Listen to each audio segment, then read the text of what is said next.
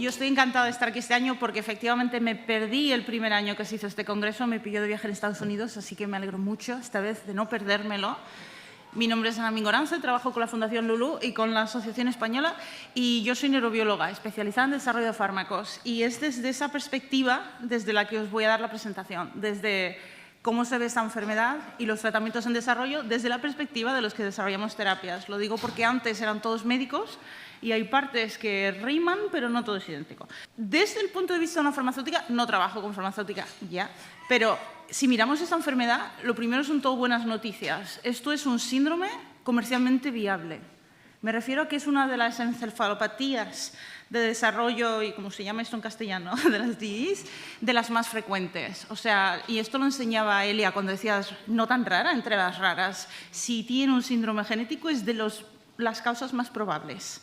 Afecta a uno de 40.000 nacimientos. De nuevo, mentalidad de farma. ¿Qué quiere decir esto? Tanto como Pompeo o Gaucher, que tienen tratamientos aprobados, 2,5 veces más que una de las mucopolisacaridosis, que también tiene tratamientos aprobados. O sea, esto es una enfermedad para la que se podría comercialmente desarrollar tratamientos. Si encontráramos todos los pacientes, habría más de 10.000. No los encontramos todos, igual tenemos 3.000, 4.000 diagnosticados entre Estados Unidos y Europa, pero son miles y como son mutaciones espontáneas, quiere decir que no hay un factor causa como que todo el mundo tenga que venir de Irlanda para tenerla o algo, sino puede ocurrir en cualquier parte, se manifiesta temprano, tiene test genético, es diagnosticable. Todo esto, buenas noticias. Malas noticias, complejísima. O sea, ¿por dónde le vas a entrar a un síndrome como este? Yo hago esta diapositiva en plan visualmente agobiante porque quiero comunicar ese agobio, de que afecta generalizadamente todo, de que estos niños, sobre todo niñas, hablamos por lo del cromosoma X, tienen un retraso generalizado de neurodesarrollo donde la mayoría no caminan, pero tampoco usan las manos, no hablan, tienen problemas para hacer contacto visual. ¿Y cómo te comunicarías tú si no puedes usar los ojos, los dedos o la voz? Como decía uno de los papás cuando hicimos una reunión con la FDA, el PFDD, como sea en español, decía, desde el punto de vista de comunicación, mi hija está totalmente atrapada, es que no puedo llegar a ella. Tienen todos estos problemas de disautonomía, donde tienen problemas intestinales, de sueño, la hipotonía, que es tan grave, que acaba causando las hospitalizaciones y los fallecimientos, la epilepsia, de también otra frase de una madre, ya hemos pasado por 21 fármacos y no funciona nada. Y al final requieren esa vigilancia a todas horas y todos los tipos de terapia que haya. O sea, comercialmente viable, médicamente compleja. Vamos a hablar entonces de tratamientos que se han usado históricamente en esta enfermedad y dónde estamos y hacia dónde vamos. La primera generación de tratamientos, por razones obvias, eran los antiepilépticos. A mí siempre me gusta enseñar esta diapo. Hay muchísimos síndromes de estos complejos con epilepsia, muchos. La mayoría son genéticos, algunos como Lennox tienen causas también no genéticas, pero hay muchísimos. Sin embargo, durante la mayor parte de la historia de la medicina no podíamos verlos. Lo que veíamos es esto, lo que hay por fuera. Te aparece un paciente con una discapacidad intelectual, un retraso de desarrollo, con epilepsia. Y eso es lo que sabes y eso es lo que tienes y con eso tienes que trabajar. ¿Y qué hacíais los médicos? Pues trabajar con el síntoma que se puede tratar, lo que tú decías antes, Ángel, el martillo único ahí a darle al clavo, ¿no? La buena noticia ahí es que dentro de la neurofarmacología la epilepsia ha sido uno de los campos con más éxito y de hecho tenemos más de 40 fármacos aprobados. O sea, para un médico hay muchísimas opciones de qué usar. En realidad hay muchísimos pacientes con epilepsia porque no todos son estos del CDKL5. Y seguimos usando el ensayo y error, porque aquí no hay mucha forma de saber si este le va a funcionar o no le va a funcionar. Pero, de nuevo, un campo con mucho éxito, muchas herramientas. ¿Qué pasa? Que hay ciertos tipos de epilepsia, sobre todo estas de los síndromes, que son notablemente resistentes. Y en CDKL5 hemos hecho el estudio observacional con más de 100 pacientes y yo le preguntaba a mi compañero Xavier, que es el que lo lleva, si yo te monto mañana un ensayo clínico de los que piden 16 crisis al mes para cualificar, que son de lo que más se pide, pero es que en CDKL5 se viene pidiendo eso, ¿cuántos cualificarían? Y este estudio es un all-comers, o sea, ahí no seleccionamos con, sin crisis, la que sean, 83% cualificarían. Es una burrada, y eso es porque de promedio son más de 40 crisis al mes. Muchas crisis, resistente. Entonces, ¿Qué tenemos de esos fármacos de epilepsia que existen? Pues yo creo que de lo mejorcito que va saliendo ahora mismo, y todas estas publicaciones son del año pasado. Ángel, tú no hablaste del Cenovamato. Pues le gusta hablar del Cenovamato, de algo de esta primera generación que están aprobados para crisis focales o generalizadas, que no están diseñados ni probados en los ensayos para los síndromes.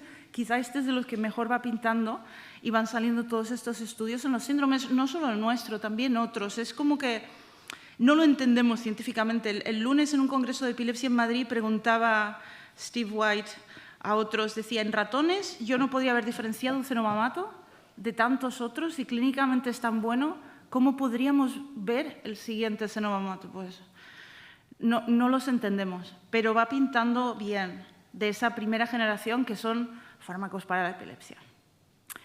Hay una segunda generación que también son fármacos para la epilepsia, porque ya veréis, esto sigue así. Entonces, esos son los que nos llegan cuando podemos por fin ver los síndromes, porque en su momento la genética nos enseñó que había ahora casi 1000 genes para síndromes, pero lo que nos enseñó, de nuevo, perspectiva de Pharma, es que ahora ya podemos abrir esa caja y empezar a ver los síndromes, y al ver los síndromes nos encontramos con el mundo de las enfermedades raras.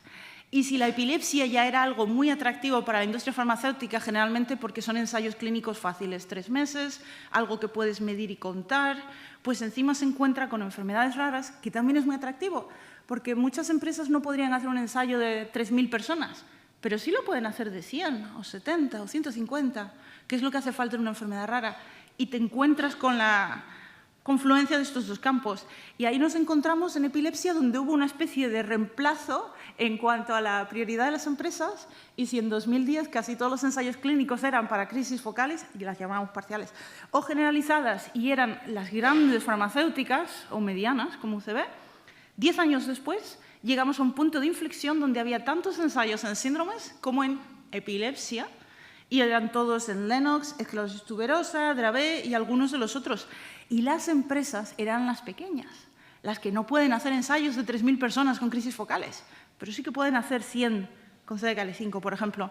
Y de ahí nos llega a nosotros, entramos por primera vez en esa segunda generación de fármacos, que son los de los síndromes, con la aprobación de ganaxolona, en esa época Marinus, ahora la empresa se ha vendido, y CDKL5 se convierte en uno de los poquitos síndromes que tiene un fármaco aprobado, porque si hay 1000 genes de epilepsia, solamente hay fármacos para Lennox-Gastaut, que es multifactorial, tuberosclerosis compleja y Dravet. Si contamos espasmos infantiles como síndrome de West, dice, bueno, somos 1 de 5, pero en general esos son crisis. Es uno de muy poquitos con un fármaco aprobado, y eso nos pone en el mapa. Esto es el Congreso Americano de Epilepsia, un stand enorme, hablando de este síndrome, muy importante. ¿Qué pasó con este fármaco? Está aprobado en Europa, no está comercializado. La empresa era chiquitita y estaba muy mal de perras, de hecho quebró y se tuvo que vender a otra chiquitita que todavía tampoco ha completado el diálogo para reembolso y para sacarlo comercialmente. Y yo no sé si lo llevarán a hacer, porque entre nosotros, ahí en plan, si no nos ve nadie, fue sobre todo porque querían tener un fármaco en el mercado americano para poder entrar al mercado americano. Ganaxolona estaba en el mercado. A Europa yo no sé si llegaremos a tener este fármaco o no. Representó más el poner a este síndrome en el mapa y en la cabeza y en el stand de los congresos, que se conozca. El que sí espero que funcione más comercialmente es fenfluramina. Este es el fármaco de UCB que ya estaba aprobado para el síndrome de Dravet y para Lennox-Gastaut. De hecho, muchas veces accedemos en este síndrome a través de la indicación de Lennox-Gastaut, porque la epilepsia en CDKL5 puede presentar suficiente Lennox-Gastaut para prescribirles.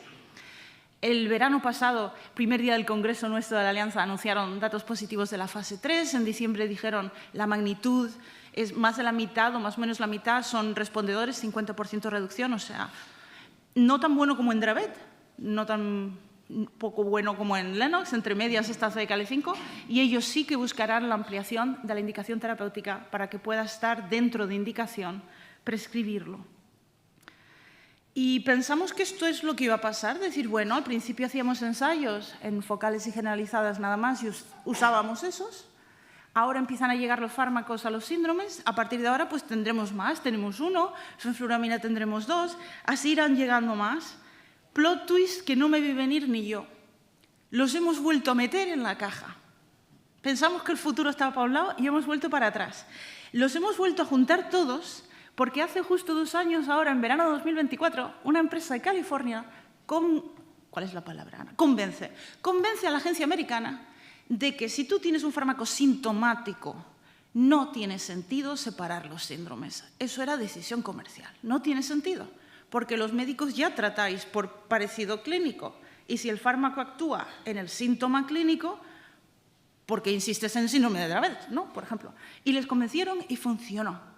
Y hubo al principio muy buena recepción por parte de los médicos que decían, jolín, qué bien, voy a poder poner un montón de pacientes, iba a decir niños, pero estos ensayos vienen de 2 a 65 años, o sea, niños y adultos. En este ensayo, por fin, muy buena recepción por parte de los pacientes que decían que si no eres de los 3 o 4 síndromes famosos, no vas a tener un ensayo en tu vida, te tienes que esperar a que se apruebe para que te prescriban fuera de indicación.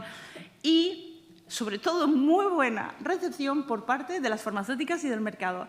Este gráfico no es Bitcoin, esto es Longboard de un año al siguiente, casi 20 veces duplicado su valor por haber desbloqueado una indicación terapéutica que es tan grande, todos los síndromes juntos, esto que llamamos all DEs, todos los síndromes juntos, tan grande que no es huérfano, que solo en Estados Unidos calculan 200 a 250.000 personas. Enorme, enorme.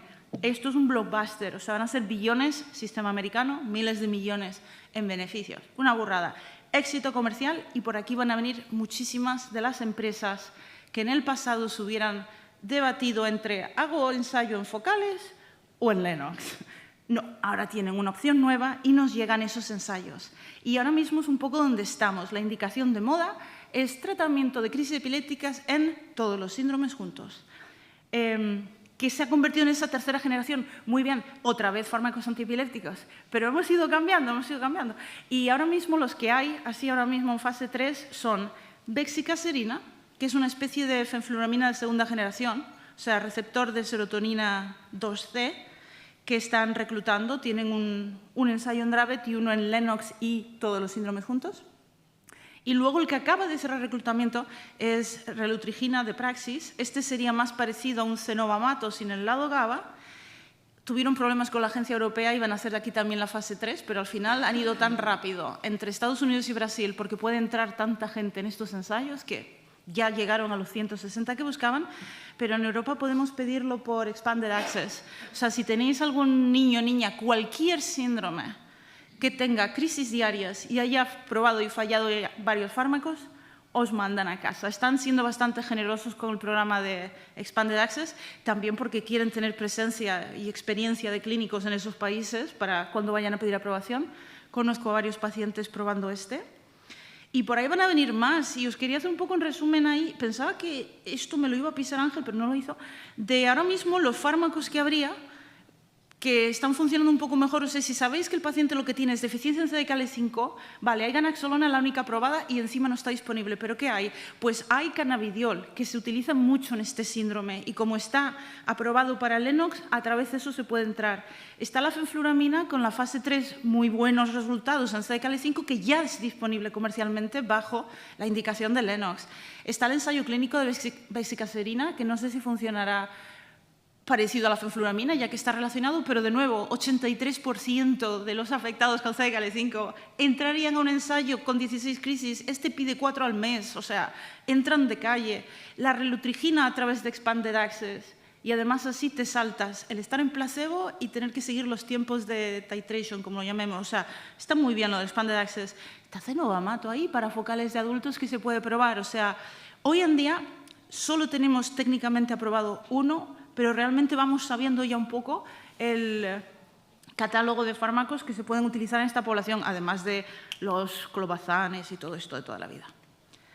Pero claro, os estoy hablando de 3 generaciones de lo mismo, ¿no? Crisis, focales o generalizadas, fármacos. Vale, segunda generación, crisis, pero no solo síndrome. Tercera generación, crisis, pero en todos los síndromes. Es que parecemos un, no sé, barrio sésamo en la industria.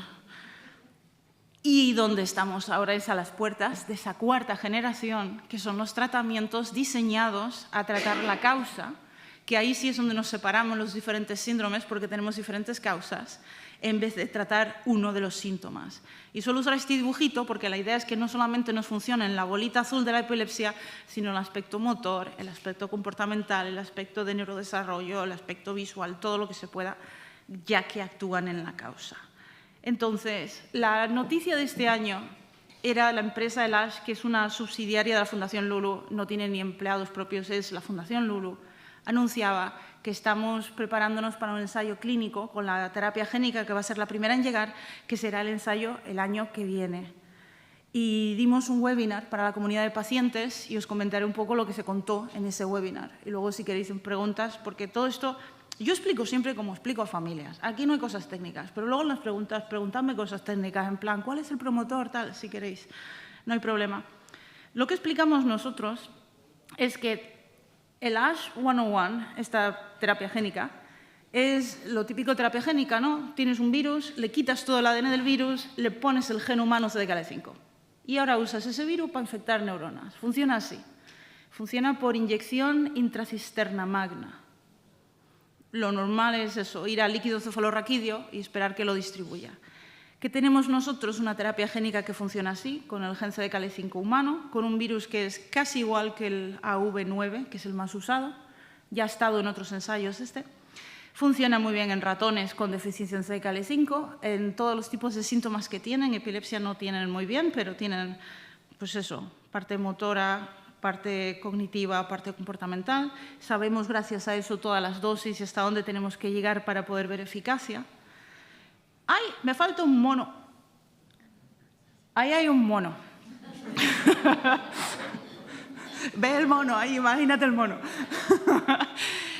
Que esta terapia génica la hemos probado ya toda la parte de non-clinical development, de desarrollo no clínico, como se llame, que es cuando vas a monos, porque son los que tienen el cerebro más parecido al nuestro en cuanto a tamaño, ratio con cuerpo, complejidad, para poder ver hasta dónde llega, y sobre todo para poder estudiar seguridad, porque eficacia es en ratones, pero hay que confirmar la seguridad y eso se hace en monos. Esto está acabado. Y donde estamos ahora mismo es en la parte de producción del batch, del lote clínico, que tiene que tener la calidad para ser inyectado dentro del cerebro de personas. Entonces, esto es un proceso que también lleva su tiempo. Esta era la nota de prensa que enseñaba Ángel antes de Viralgen y el ASH anuncian colaboración. Se está haciendo en San Sebastián. A mí me hace ilusión que sea una terapia made in Spain. Y la forma en que esto se hace es como si fueras a hacer un montón de cerveza, un bioreactor gigante, pero en vez de tener levaduras, lo que tienes son células infectadas con el virus que están produciendo un mogollón de virus del que luego vamos a separar, limpiar y asegurar que tenga el grado clínico. Esto está en marcha y lo que hay entre ahora y final de año es que nos sentemos con las agencias regulatorias y les demos una serie de paquetes de datos. Datos de ratones, de por qué creemos que puede funcionar. Son los ratones con deficiencia en CDKL5, datos de los monos, de por qué creemos que es segura y sabemos hasta dónde se puede llegar, los datos de calidad, de mira, tenemos eso, grado clínico, grado médico, la terapia génica hecha, los resultados del estudio observacional Candid de que hablamos, que tiene todas las escalas clínicas, que nos permite decir, sabemos cómo medir si algo cambia en un ensayo clínico, porque tenemos escalas para todo, además sabemos la historia natural y sabemos ver si algo pinta que se está desviando. Y la propuesta, o sea, estas son las edades y los tiempos y eso es lo que proponemos. Y a ver, la idea nuestra es ir a más de un país, pero a mí las agencias regulatorias me dan mucho respeto. Os hablaba antes de que Praxis no pudo hacer la fase 3 en Europa de relutrigina. Stoke, a ver, me quedo en blanco yo ahora de repente con Stoke. Stoke contra B también tuvo muchos problemas, tuvo que hacer una especie de subgrupo fuera del ensayo, otro cualquiera se iría también, o sea, yo no me fío. Entonces, mi frase, y por eso al principio, si todo va bien, si no nos encontramos con sorpresas regulatorias, estamos ahora mismo menos de un año de empezar este ensayo clínico y de que alguien que ha nacido con deficiencia en CDKL5 pueda tener una historia natural diferente a las que tuvieron los que tienen ahora 40 años o los que son ahora niños. Y si no sale tan bien, posiblemente lo que pasa es que ocurra un poco más tarde.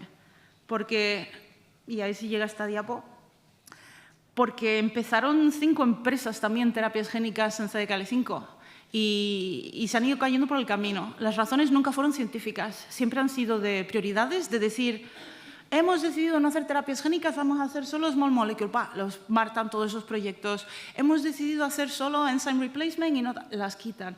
O económicas. Hay un problema económico, tenemos que centrarnos en los ensayos clínicos de fase 3, que son los que nos van a empezar a dar dinero cuando salga al mercado. Lo preclínico, olvídate, no vamos a poder. Jamás fue por un problema con la enfermedad, con la terapia génica. Fue por los conflictos normales de una empresa. Nosotros no tenemos inversores, no dependemos del mercado y, desde luego, no tenemos ninguna otra enfermedad en mente que no sea esta. Entonces, llegaremos. Un mensaje antes de acabar es que la terapia génica no es la única estrategia dirigida a la causa. Estoy hablando de ella porque es la que llega inmediata. Hay más. Lo que tampoco sé es cuáles de estos llegarán a ensayos. Y si empiezo por, como así abajo a la izquierda, voy en el reloj, ¿qué hay? Pues queda alguna otra terapia génica también en desarrollo. Posiblemente la nuestra sea la primera, pero habrá más que lleguen. Está la reactivación del segundo cromosoma X. No es el cromosoma, es solo CDKL5. Esto utiliza una especie de CRISPR, pero en vez de encontrar y cortar, es encontrar y activar. Activar específicamente la segunda copia de CDKL5, que es la que han elegido leer. O sea, no, a ver, cada neurona elige leer uno. Gracias a esto, leen las dos, la buena y la mala, pues ya están bien. Esto funciona en ratones muy bien. Esto está en fase de monos. La X, que es un mono. Esto está en fase de monos. Necesita además 2 virus para poderse inyectar, con lo que es un poco más complicado. Edición genética. Esto es el de corregir la letra. Además, utilizando el prime editing, en este caso, porque no es solamente cambiarte, sino insertar o quitar una letra. Algunas de nuestras niñas tienen deleción de una letra o un extra de una letra y eso utiliza un CRISPR distinto. Lo mismo, tipo CRISPR, va en un virus terapia génica. Este está más temprano, este está todavía en células para que no tenga mucho off-target, que no te cambie cosas que no tocan antes de funcionar bien en ratones. Terapia de reemplazo enzimático. CDKL5 es una enzima que fosforila, es una quinasa, muchas otras. Desde el principio de la enfermedad estamos buscando lo de producir la enzima en un laboratorio y hacer una infusión, como con Gaucher, con Pompe, con todas estas. Problema que tenemos, esta proteína, la nuestra CDKL5, está en el citosol, no es secretable, odia estar fuera del citosol, precipita, se dobla, no funciona y tenemos problemas porque no es muy compatible con hacer una terapia de reemplazo enzimático. Esta no sé si saldrá, se sigue buscando, seguimos financiando. Y la que no es de estas terapias avanzadas, medicina de precisión, fármacos, a medida que hemos ido aprendiendo más de la enfermedad, decía Elia, hemos aprendido un montón de la biología. Ahora yo tengo una lista de dianas terapéuticas de CDKL5, incluidos algunos muy clave, como el receptor NR2B, canal de calcio CAF 2.3, que cuando no está la quinasa quedan sin fosforilar demasiado activados. Necesito inhibidores, me encanta, porque en farma lo que sabemos hacer es inhibidores. Entonces, esos inhibidores, aunque solamente actuarán contra una fracción de la enfermedad, es fracción central. O sea, la espera es que puedan mejorar crisis y todo lo demás. Por eso los llamamos un poco medicina de precisión. Para el 100% hay que volver a poner el gen. Y ese es el resumen donde estamos. Primera generación, que fue fármacos antiepilépticos para epilepsia en general y de lo que íbamos tirando. Segunda generación, fármacos antiepilépticos pero ensayados para CDKL5, de ahí tenemos ganaxolona y fenfluramina. Tercera generación, los ensayos actuales, fármacos antiepilépticos para todos los síndromes juntos, que cualificamos tantos para el ensayo que parece que fueran ensayos para CDKL5.